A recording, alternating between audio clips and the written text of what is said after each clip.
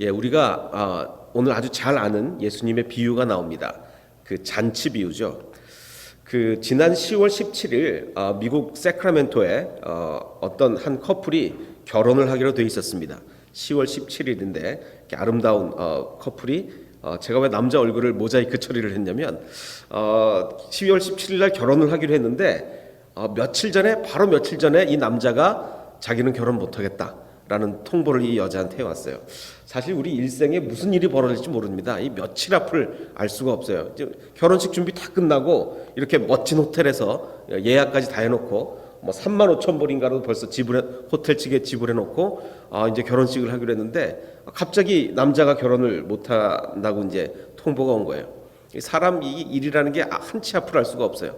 저도 오늘 이제 교회를 오다가 갑자기 차가 막 엄청나게 막히더라고요. 차가 가질 않아요. 그래서 도대체 이게 무슨 일인가 봤더니 저기서 막 소방차가 오고 그 바로 앞에서 제가 가기 바로 직전에 사고가 난 거예요. 그 사고 난 사람들은 내가 조금 이따 사고가 날겠다 알고 갔겠습니까? 이 사람 일이라는 게 이게 한치 앞을 알 수가 없어요. 자, 그런데 이제 이 참 젊은 아가씨가 27살인가 되는 젊은 아가씨가 갑자기 뭐 청첩장 다 보내놨죠. 뭐 다 이랬는데 갑자기 결혼식이 취소가 된 거예요. 자, 그런데 이 부모님이 참 이게 생각이 있었던 부모님인 것 같아요. 이 결혼식은 취소가 됐지만 피로 연만 강행을 하기로 했습니다. 근데 그 강행을 하는 게 원래 하객으로 초청된 사람들을 하는 게 아니라 이 그 홈리스들을 불러다가 이 좋은 호텔에서 좋은 음식을 최고급 음식을 홈리스들과 주변에 아주 저소득층의 사람들을 불러다가 이렇게 참 큰 잔치를 벌였습니다. 이게 너무 참 의미 있는 일이었죠. 그래서 막 뉴스에도 막 나오고 그랬어요. 그래서 참 훌륭한 일을 했다라는 생각이 듭니다. 그 오늘 비유도 마치 이런 비유예요. 초대받은 사람이 오지 않고 전혀 다른 사람이 오게 되는 그러한 잔치 얘기합니다. 우리가 너무 잘 아는데 어떤 사람이 큰 잔치에 초청을 합니다. 그런데 초청을 받은 사람들이 안 가겠다고 거절을 해요. 안 가겠다고 거절을 하는데 그 이유가 뭐였죠? 그 안 가겠다고 거절한 이유 제가 잠깐 보여드렸는데 예, 기억나시는 거 뭡니까? 예, 왜 안 갔죠?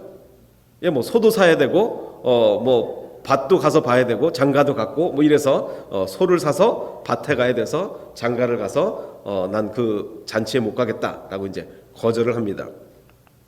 그러자 이제 다른 사람들로 그 잔치를 채웠다는 이 이야기인데 문제는 이 잔치 비유가 신약 성경에 몇 군데 나옵니까?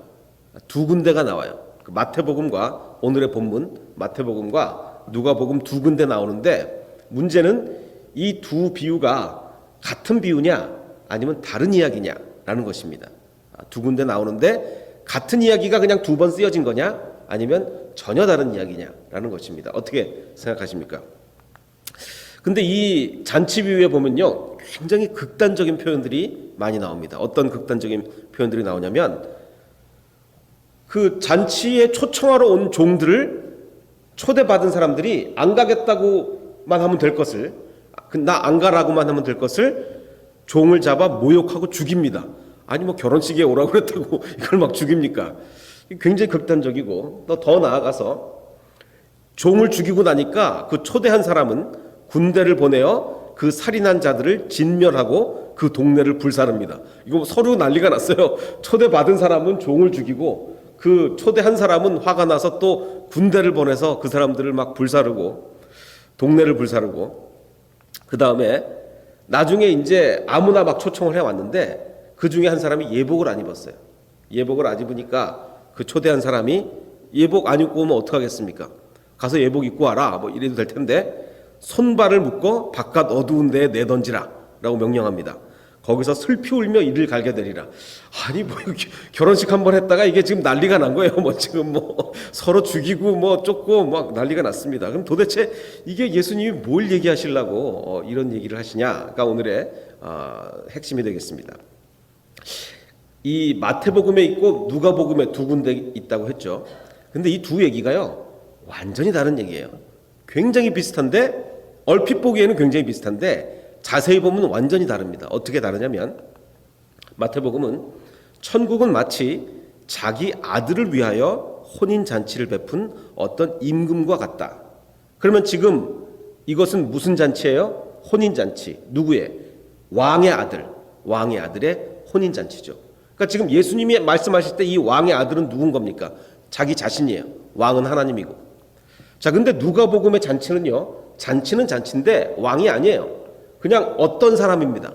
어떤 사람이 혼인잔치도 아니고 그냥 큰 잔치. 어떤 사람이 그냥 큰 잔치를 베풀고 많은 사람을 초청했습니다.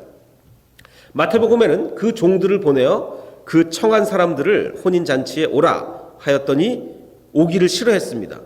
자, 그런데 여기서 조금 의문이죠. 여러분 같으면 대통령이 자기 아들 결혼식 잔치에 우리를 초대했어요. 초청장을 막 보냅니다. 가기 싫어하겠습니까? 어떻게 하든지 거길 가려고 지금 막 초청장을 뺏고 막 난리가 날 텐데 가기를 싫어한다는 거예요. 여기서부터 이제 문제가 발생하는 거죠. 자, 그 계속해서 마태복음을 보면 다시 다른 종들을 보내며 아예 사정을 합니다. 내가 소와 살찐 짐승을 잡고 모든 것을 갖추었으니 좀 와라, 좀 와라, 내 잔치에 좀 와라 라고 얘기를 합니다. 근데 누가복음에는 잔치할 시각에 그 청하였던 자들에게 종을 보내어 오소서 모든 것이 양쪽 다 지금 와달라고 난리예요. 와달라고. 근데 그 당시에 이제 그 결혼 그 잔치의 풍습은 두 번 초청을 합니다. 처음에는 그냥 한번 내 아들이 결혼하니까 오시오 라고 일단 한번 초청을 해요. 요즘처럼 몇 월 며칠 몇 시 이런 게 아니에요. 요즘처럼 뭐 시계가 있는 것도 아니고 뭐 날짜야 있었겠지만, 그래서 오시오라고 한 다음에 준비가 다 되면 다시 한번 초청을 합니다. 이제 준비됐으니까 오시오. 그러니까 지금 이 두 번째 초청에 들어간 거예요. 두 번째 초청. 자, 근데 그들이 돌아보지도 않고, 그러니까 마태복음에 초청받은 사람들은 굉장히 쌀쌀합니다. 처음부터 가기 싫어했고 와달라고 하니까 돌아보지도 않고 한 사람은 자기 밭으로 가버려요. 또 한 사람은 자기 사업하러 가버려요. 자, 이게 왕이 초청을 했는데 돌아보지도 않고 정말 굉장히 이상하죠. 누가복음은 자, 여기 굉장히 다릅니다. 다 일치하게 다 거절한 건 똑같아요. 다 거절한 건 똑같은데 나는 밭을 샀음에 아무래도 나가보아야 하겠으니 청컨대 나를 양해하도록 하라. 지금 이 두 그룹의 태도가 같습니까? 다릅니까? 달라요. 마태복음 쪽은요 굉장히 거부를 하고 있습니다. 굉장히 쌀쌀맞고 굉장히 거부하는 이미지예요. 근데 누가복음은 굉장히 정중합니다. 아주 정중하게 거절을 해요. 내가 생각을 해봐라. 나 밭을 샀는데 어떻게 거길 가냐? 그러니까 꼭 나가봐야 되니까 청컨대 나를 좀 용서해달라, 양해해달라라고 굉장히 정중하게 거절을 합니다. 그리고 상황을 봐도 거절할 만한 상황이에요. 그렇잖아요. 지금 왕의 잔치는요 그냥 무슨 특별히 밭을 사거나 이런 건 아니에요. 그냥 일상적으로 밭일을 나간 거예요. 그리고 일상적으로 사업하러 간 겁니다. 근데 밭을 샀는데 어떻게 안 가봅니까? 가봐야죠. 그러니까 양해가 당연히 되는 거예요. 누가복음은 양해가 되고 마태복음은 양해가 안 되는 겁니다. 더 나아가서 마태복음은요 그냥 쌀쌀 맞았을 뿐만 아니라 그 종을 잡아 죽이는 거예요. 자기를 초청하러 온 왕의 종을 잡아 죽여요.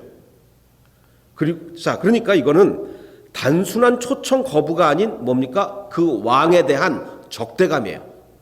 왕에 대한 적대감. 아주 자기가 너무너무 보기 싫은 왕이 자기를 초청한 거예요. 나는 저 왕은 꼴도 보기도 싫다. 이런데 그 왕이 자기를 초청한 거예요. 그러니까 안 가죠. 안 가요. 안 가는 거예요. 그냥 안 갈 뿐만 아니라 그 종까지 죽이는 거예요. 그럼 지금 이건 뭘 상징하는 거냐면 하나님이 왕인데 계속 선지자들을 보냈죠. 지난번에 한 비유와 똑같습니다. 선지자들을 보냈는데 이 종교 지도자들이 그 선지자들이 꼴보기 싫은 그 하는 말이 꼴보기 싫은 거예요. 듣기가 싫어. 계속 듣기 싫은 말만 하는 거예요. 그러니까 잡아 죽이는 거죠. 근데 그 선지자들이 하는 말은 얼핏 보기에는 듣기 싫은 말 같지만 사실은 뭡니까? 왕의 잔치에 초청하는 거예요. 회개하라. 그게 초청입니다. 초청. 하나님은요 초청할 때 물론 여기가 표현은 뭘로 돼 있습니까? 내가 소도 잡고 이렇게 많은 것 음식 준비했으니까 와서 즐기라라고 돼 있지만 그게 우리 귀에 들릴 때는 뭐라고 들립니까? 회개하라고 들리는 거야. 그러니까 밉죠. 미워요. 그러니까 죽이는 거예요. 죽이는 거예요. 근데 누가복음은 좀 달라요. 누가복음은 또 한 사람은 이르되 나는 소 5겨리를 샀음에, 아까는 밭을 산 사람, 이번엔 소를 산 사람. 소도 한두 마리 산 게 아니라 몇 마리? 5겨리면요 5쌍입니다. 5쌍. 소 10마리를 산 거예요. 옛날에 소 10마리면요 요즘 고급 승용차 10대와 거의 맞먹는 가격입니다. 이 소 10마리를 샀는데 어떻게 시험도 안 하고 거기 갈 수가 있어요? 말이 안 되죠. 당연히 이건 익스큐즈가 되는 거예요. 당연히. 더군다나 또 정중해요. 청컨대 나를 양해하도록 하라. 지금 이 두 잔치 이야기가 같은 잔치 얘기입니까? 전혀 다릅니까? 전혀 다르죠. 전혀 달라요. 아예 다른 스토리예요. 또 한 사람은 이르되 나는 장가를 들었으니, 장가 간 사람이 그 자기 지금 결혼 뒤처리를 해야지 어디 남의 잔치에 지금 가게 생겼습니까? 그러므로 가지 못하겠노라. 다 이유가 됩니다. 밭을 샀고 소를 샀고 장가를 갔어요. 마태복음 쪽에는 임금이 노하여 군대를 보내어 그 살인한 자들을 진멸하고 그 동네를 불사릅니다. 지금 서로 완전히 적대감에 지금 휩싸인 거예요. 그래서 마태복음에 이에 종들에게 이르되 혼인 잔치는 준비되었으나, 아까 그 케이스죠. 잔치는 준비됐는데 지금 하객이 안 오는 거예요. 그러니까 청한 사람들은 합당하지 않다. 그 사람들 안 되겠다. 너희들은 내 거리 길에 가서 사람들을 만나는 대로 혼인잔치에 청하여 와라 라고 합니다. 만나는 대로. 누가복음에는 여긴 비슷해요. 이에 집주인이 노하여 그 종들에게 이르되 빨리 시내의 거리와 골목으로 나가서 사람들을 데리고 와라. 요 부분은 비슷합니다. 자, 그 다음에 마태복음. 종들이 길에 나가서 이제 누구를 데리고 왔냐가 문제죠. 누구를 데리고 왔냐. 악한 자나 선한 자나 만나는 대로 모두 데려왔다. 자, 그러면 이 뉘앙스가 그러면 그 전에는 최초로 초청받은 사람은 어떤 사람이라는 뉘앙스를 띠고 있습니까? 선한 사람. 그 전에는 선한 사람만 초청을 받았는데 그 사람들 제끼고 이제는 아무나 선하나 악하나 다 기준 없이 초청을 한다는 얘기죠. 근데 우리가 생각하는 선과 악과 이 당시에 지금 유대인들이 생각하는 선과 악은 그 의미가 굉장히 다르죠. 우리가 생각하는 악하다 그러면 뭐예요? 막 살인자, 뭐 강도, 뭐 이런 사람들 악하다 그러는데, 유대인들이 생각하는 악한 자 그러면 어떤 사람들이 머리에 떠오릅니까? 율법을 못 지키는, 뭐 안식일 율법이라든가 뭐 이런 여러 가지 기타 율법들을 못 지키는 자들을 악하다고 생각하는 거예요. 그건 유대인들의 사고 방식이에요. 안식일 율법 막 지키고 그러면 악한 자예요. 유대인들이 보기에는. 그런 악한 자나 선한 자나 다 데리고 오라는, 아무리 율법을 못 지켜도 다 데리고 와라. 그럼 그 말을 바꿔 말하면 그 전에 처음 초청받은 사람들은 어떤 사람? 율법을 잘 지키는 사람들. 이번에는 아무나가 되는 겁니다. 그래서 이제 그러다 보니까 이제 혼인 잔치에 손님들이 가득 찼습니다. 누가복음은 좀 달라요. 누가복음은 그래서 이제 처음 초청받은 사람 말고 다른 사람들 데리고 와라라고 하는데, 그럼 누구를 데리고 오라고 하느냐? 가난한 자들, 몸 불편한 자들, 맹인들, 저는 자들. 마이너리티죠. 사회에서 천대받는 사람들. 사회에서 천대받는 사람들을 데리고 오라는 거예요. 그러면 뉘앙스가 그 전에는 누가 초청받았다는 뉘앙스를 가지고 있어요. 사회에서 지위가 있는 사람들이 초청을 받았다는 뉘앙스를 가지고 있죠. 그럼 이번에는 가난한 사람, 장애인들 데리고 와라 라고 얘기하는 겁니다. 굉장히 다른 얘기예요. 두 개가. 자, 그러자 종들이 데리고 왔는데 아직도 자리가 있어요. 아직도. 이것도 다르죠. 마태복음은 바로 가득 찼는데 누가복음은 아직도 자리가 있어요. 사회적 약자를 데리고 왔는데 자리가 있어서 그럼 이번에는 길과 산 울타리로 나가서 사람을 강권하여 데려다가 내 집을 채워라. 이번에는 굳이 사회적 약자가 아니더라도 아무나 다 데리고 와라가 되는 겁니다. 자, 그래서 마태복음에 임금이 손님들을 보러 들어올세 지금 악한 자나 선한 자나 막 데리고 왔다 그랬죠. 그럼 이제 누가 왔나 이렇게 보니까 거기서 한 사람이 예복을 입지 않는 사람이 있었어요. 뭐 많은 사람들이 그러면 추측을 하기를 아니 갑자기 초청해놓고 예복 안 입었다고 뭐라 그러는 게 또 뭐냐, 여러 가지 이제 설이 있습니다. 그때 당시에 왕들은 왕의 혼인 잔치에는 예복을 왕이 직접 준비해서 나눠줬다라는 설도 있고, 그래서 들어올 때 입고 들어왔는데 이 사람은 그냥 자기 맘대로 막 들어온 거예요.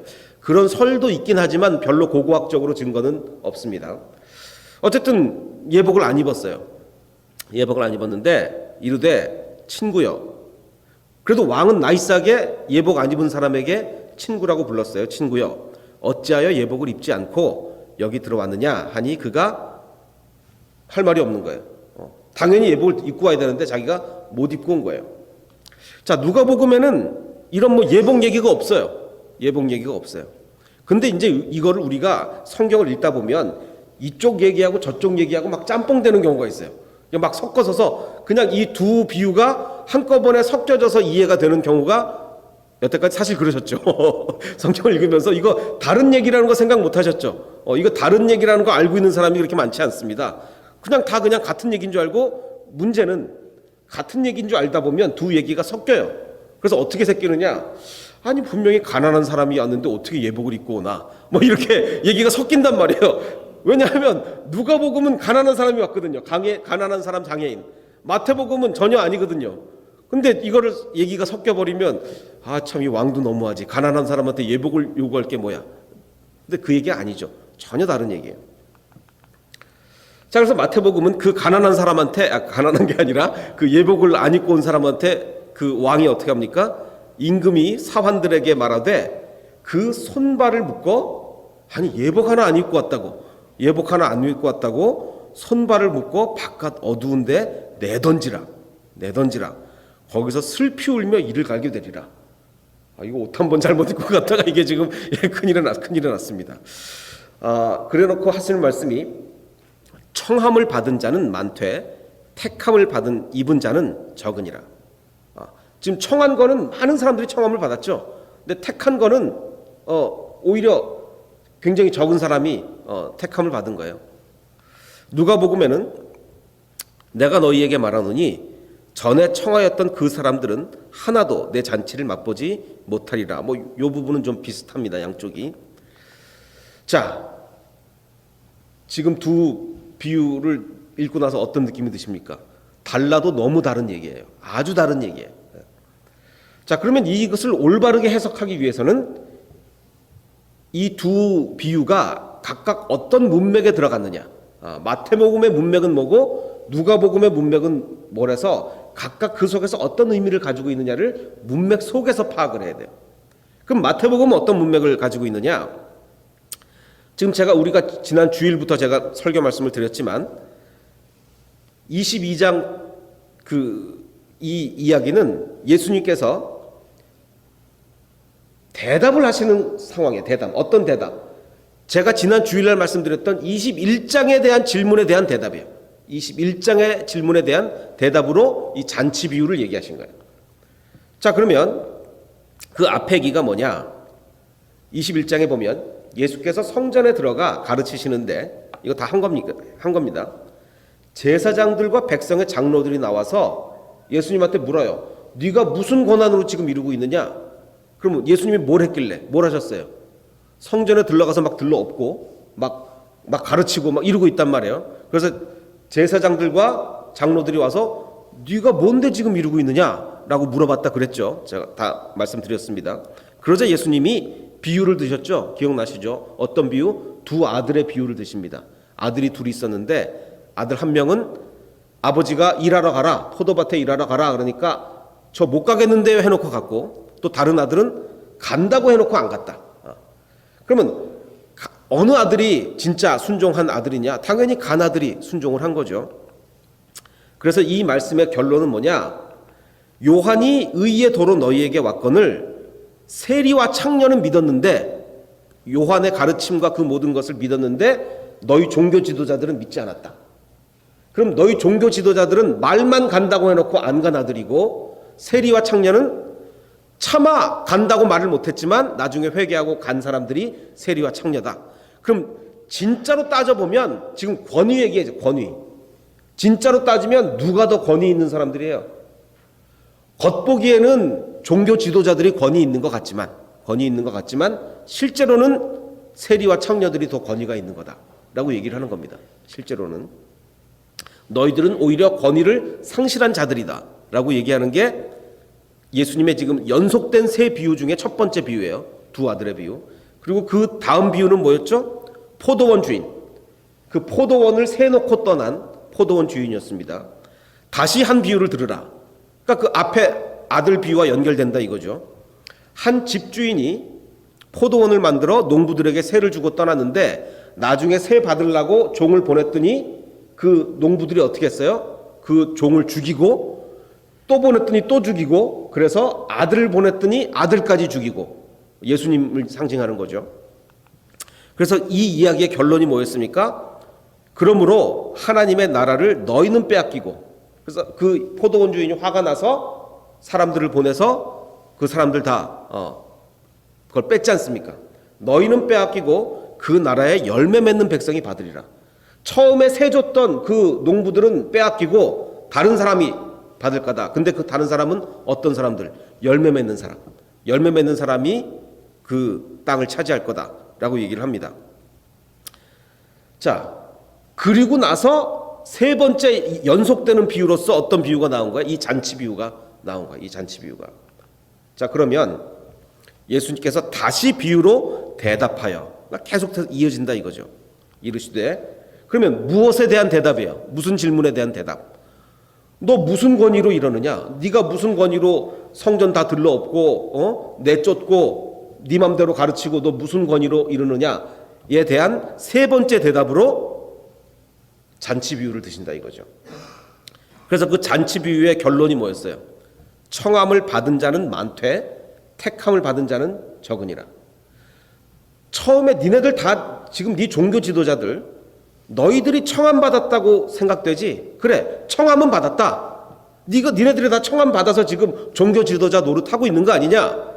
그러나 미안하지만 니네들이 택함은 받지 못했다. 그 얘기예요. 니네들이 택함은 받지 못했다. 사실 이거 뉘앙스를 좀 그냥 많다와 적다를 이걸 잘못 해석하면요, 야, 구원받는 사람이 되게 적은가 보다 라고 이제 잘못 해석할 수가 있어요. 근데 이거를 이제 그 언어학자들이 분석을 하면 구원받는 사람이 굉장히 조금이다 이 얘기는 아니고 모든 사람이 택함을 받았지만 그 청함을 받았지만 택함 받은 사람은 그거보다는 적다. 그거보다는 적다는 의미지 아주 소수의 사람밖에 구원 못 받는다 이런 의미는 아닙니다. 그거 좀 정확하게 아시고. 그럼 이제 누가복음은 전혀 달라요. 누가복음은 어떤 대조되는 구조냐면 부한 자와 가난한 자, 높은 자와 낮은 자 이런 대조예요. 이런 대조.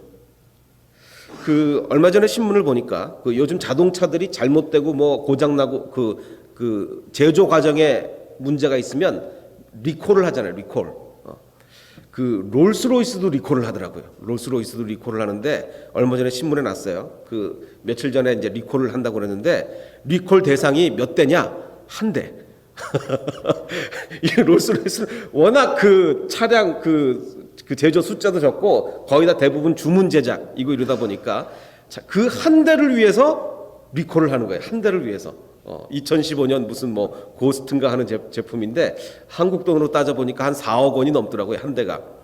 자, 그러면 생각해 보십시오. 여기 굴러다니는 아주 저렴한 차들, 그 저렴한 차들 한 대를 위해서 무슨 도요다나 뭐 이런 혼다 이런 데서 리콜을 하겠습니까? 말도 안 되죠. 말도 안 됩니다. 신경도 안 씁니다. 그 한 대, 그 자동차 한 대, 뭐 현대나 이런 기아 자동차에서 한 대를 위해서 리콜을 하겠어요? 안 하죠. 왜? 우습게 보는 거야, 한 대는. 근데 롤스로이스는 그 한 명 한 명을, 고객 한 명 한 명을 대단히 귀하게 여깁니다. 어떨 정도로? 한 명을 위해서 리콜을 할 정도로. 왜? 돈 많잖아요. 그 한 명 한 명이 어마어마한 고객이잖아요. 그러니까 세상에서는요, 세상 사람들은 가진 자와 못 가진 자를 철저하게 다르게 대우합니다. 철저하게 다르게 대우해요. 그런데 예수님은 전혀 다른 얘기를 하는 거예요. 니네 제발 좀 그러지 말라는 거예요. 제발 좀 그러지 말라는 거예요. 그럼 누가복음의 문맥은 뭐냐? 그 잔치 비유가 어떤 누가복음의 문맥에서 나왔느냐? 14장 7절에 사람들이 높은 자리 택함을 보시고, 이제 어떤 잔치에 가셨는데 사람들이 서로 높은 자리에 막 앉으려고 그래요. 높은 자리, 상석에. 그걸 딱 보고 예수님이, 야, 니네 높은 자리에 앉지 마라. 니네가 높은 자리에 왔는데 니네보다 더 높은 사람이 그 다음에 오면 그 잔치 주관한 사람이 너 저쪽 가서 앉으라고 그러고 그 높은 사람을 거기다 앉힐 거 아니냐고. 얼마나 창피하냐. 얼마나 창피하냐. 그러니까 자기를 높이는 자는 낮아지고 낮추는 자는 높아질 거다 라는 그런 문맥 속에서 그 다음에 이어서 또 자기를 청한 자에게, 이게 무슨 얘기입니까? 지금 예수님이 어떤 잔치에 갔는데 예수님을 초청한 사람에게, 그 예수님을 초청한 사람한테 이렇게 말씀하시는 거예요. 여보시오, 당신이 지금 잔치 베푼 건 좋은데 벗이나 형제나 친척이나 부자를 초청하지 말라. 부자를, 당신이 이렇게 잔치 베풀면 부자 초청하지 마라. 왜냐? 그 부자를 초청하면 너한테 다시 되로 갚아준다 이거예요. 네가 초청하면 그 사람도 너 한번 초청해주고 이러지 않느냐. 잔치를 베풀려거든 가난한 사람과 몸 불편한 자들과 저는 자들과 맹인들을 청하라라고 얘기하는데, 이거 어디서 많이 듣던 얘기입니다. 어디서 많이 들었어요? 좀 전에. 예, 그 잔치 비유에서 사람들이 안 온다 그러니까 니네들 안 온다고? 그러면 길에 나가서 누구를 데리고 오라고요? 바로 이 사람들. 21절에 가난한 자들과 몸 불편한 자들과 맹인들과 저는 자들을 데려오라고 하거든요. 똑같잖아요. 똑같잖아요. 완전히 지금 예수님은 일목요연하게 한 주제로 얘기하고 있는 거예요. 한 주제로. 자, 그렇게 가난한 자들을 초청을 하면 그들이 갚을 것이 없지 않냐. 그러므로 너에게 복이 된다. 갚을 것이 없으니까 그 사람들은 복이 되리니 이는 의인들의 부활 시에 내가 갚음을 받겠음이라. 이렇게 얘기를 하십니다. 그리고 나서 잔치 비유를 얘기하시는 거예요. 그리고 나서. 자, 그러자 함께 먹는 사람 중에 하나가 그 말을 듣고 하나님의 나라에서 떡을 먹는 자는 복되도다 하니까 예수님이 오케이, 그래, 내가 잔치 비유를 하나 들어주겠는데 하면서 그 잔치 비유를 막 얘기를 해주시는 거예요. 자, 그러면 여기서 보십시오. 처음에 초청받았던 사람들은 어떤 사람들? 밭을 산 사람, 소를 10마리 산 사람, 장가 가서 그 내가 결혼 생활을 좀 즐겨야 되겠다는 사람, 세 부류 다 굉장한 부자들이에요. 이 당시에 밭을 소유하고 있는 사람들은 부자입니다. 아주 대부분의 사람들이 밭을 소유하지 못했어요. 밭을 샀다, 새로 샀다. 그러면 조상 대대로 물려온 밭이 아닌 거죠. 그럼 어떤 거예요? 돈이 있어서 얼마 전에 나 밭을 샀어. 아주 부자인 거예요. 아주 부자인 거예요. 더군다나 소를 10마리를 샀다. 굉장히 큰 부자인 거죠. 굉장히 큰 부자. 그리고 얼마 전에 장가를 대부분의 이 당시 사람들은요, 장가 가도 못 쉽니다. 하루 종일 일해야 돼요. 하루 종일 일해야 돼요. 저도 결혼식 하기 전날 당일날 새벽 1시까지 일하고 결혼했어요. 당일날 새벽 1시까지 일하고 그 다음날 5시에 일어나서 준비해 가서 결혼식을 했습니다. 그러니까 이게, 근데 이건 아주 그 힘든 사람들이나 그렇지, 그 부자들은 그 결혼식 하고 나서 한참 쉬죠. 근데 이제 대부분의 그 AD 1세기의 이스라엘 사람들은 뭐 결혼했다고 쉬고 뭐 이럴 상황이 아닌 거예요. 그러니까 다 부자들인 거예요. 다 부자들. 그런데 예수님은 이들을 다 그 잔치에 초청은 돼 있지만 이 사람들은 다 거부해요. 왜? 잔치보다 그게 더 좋거든요. 그 잔치보다 내 밭 산 게 더 좋아요. 그러니까 굉장히 이 사람들은요, 가진 사람들, 배운 사람들이에요. 그러니까 거절을 해도 굉장히 정중하게 거절을 합니다. 양해해 주시기 바랍니다. 그리고 싹 빠져나가요. 양해해 주시기 바랍니다. 왜? 내가 천국의 잔치보다 내 밭이 더 좋거든요. 천국의 잔치보다 내 소 10마리가 더 좋거든요. 그러니까 다 빠져나가요. 다 빠져나가. 그런데 가난한 자, 몸 불편한 자, 맹인과 저는 자들은 감사한 마음으로 그 자리에 와서 앉아 있는 거란 말이에요. 예수님이 이걸 얘기하시는 거예요. 자, 그럼 누가복음의 얘기는 오늘 자세히는 하지 않겠습니다. 그게 뭐 주제는 아니기 때문에 오늘은 마태복음 얘기를 하겠습니다.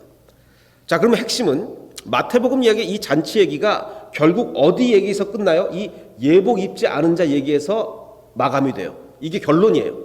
중요하단 말이에요. 그럼 예복을 입지 않는 자는 도대체 어떤 사람이냐? 어떤 사람이 예복을 입지 않은 사람이냐? 진짜 옷 얘기하는 거냐? 그건 아닐 거 아닙니까? 자, 이것은 요한계시록을 보면 알 수가 있어요. 요한계시록에 보면 어린 양의 혼인 기약이 이르렀고 그의 아내가 자신을 준비하였으므로, 여기서 말하는 어린 양은 누굽니까? 예수님이죠. 예수님.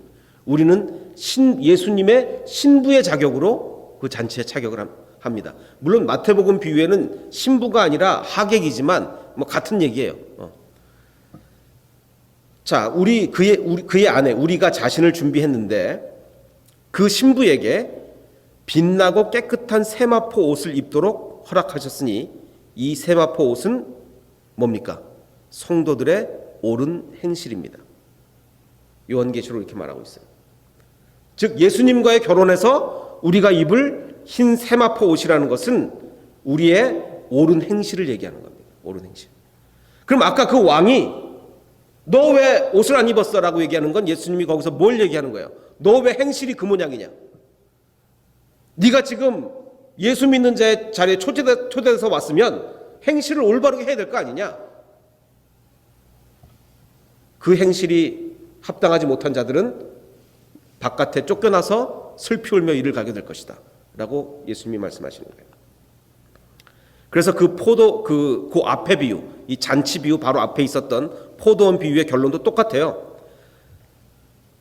그 포도원 주인이 종을 보내서 세를 받으려고 하는데 계속 그 종을 죽이고 아들까지 죽이고 그랬던 사람들이 하나님이 뭐라고 말씀하시냐면 하나님의 나라를 너희는 빼앗기고 그 나라에 열매 맺는 백성이 받으리라. 열매를 맺어야 된다. 그 열매를 뭡니까? 열매. 그 옷인 거예요. 옷. 그 옷은 뭐죠? 우리 성도들의 옳은 행실이 되는 겁니다. 그럼 좀 더 구체적으로 말하면 뭐냐? 좀 더 구체적으로 갈라디아에서 오직 성령의 열매는 사랑과 희락과 화평과 오래 참음과 자비와 양선과 충성과 온유와 절제니. 이게 옷입니다. 이게 옷이에요. 우리가 주님의 그 의의 옷을 입는다는 것은 열매를 맺는다는 것과 같은 말이고, 그 열매는 뭐냐? 사랑과 희락과 화평과 오래 참음과 자비와 양선과 충성과 온유와 절제인 겁니다. 거의 대부분 뭐랑 관계가 있죠? 인격과 관계가 있습니다. 인격. 한국의 기독교가 왜 그렇게 비난의 대상이 됩니까? 기독교인이요, 가장 인격적으로 훌륭해야 될 기독교인들이 가장 인격이 땅에 떨어져 있어요. 한국의 기독교인 그러면 인격이 훌륭한 사람이라고 절대로 이미지가 떠오르지 않습니다. 자기 마음대로 하는 사람들, 고집불통인 사람들, 앞뒤가 꽉 막힌 사람들, 자기네끼리만 뭐 하는 사람들, 이렇게 인식이 박혀 있어요. 철저하게 잘못된 거죠. 성령의 열매가 맺어진다는 것은 이렇게 훌륭한 인격적 열매가 맺어진다는 거예요. 이런 인격의 열매가 맺어지지 않으면 우리는 성령이 없는 겁니다. 성령이 없는 거예요. 우리의 인격이 훌륭해져야 됩니다. 그게 주님이 우리에게 바라시는 것들이에요. 그렇지 않으면 손발이 묶여서 바깥 어두운 데에 쫓겨나가 슬피 울며 이를 갈미 될 것입니다. 참으십시오. 절제하십시오. 사랑하십시오. 기뻐하십시오. 평화를 만드십시오. 충성하고 온유하고 절제하십시오.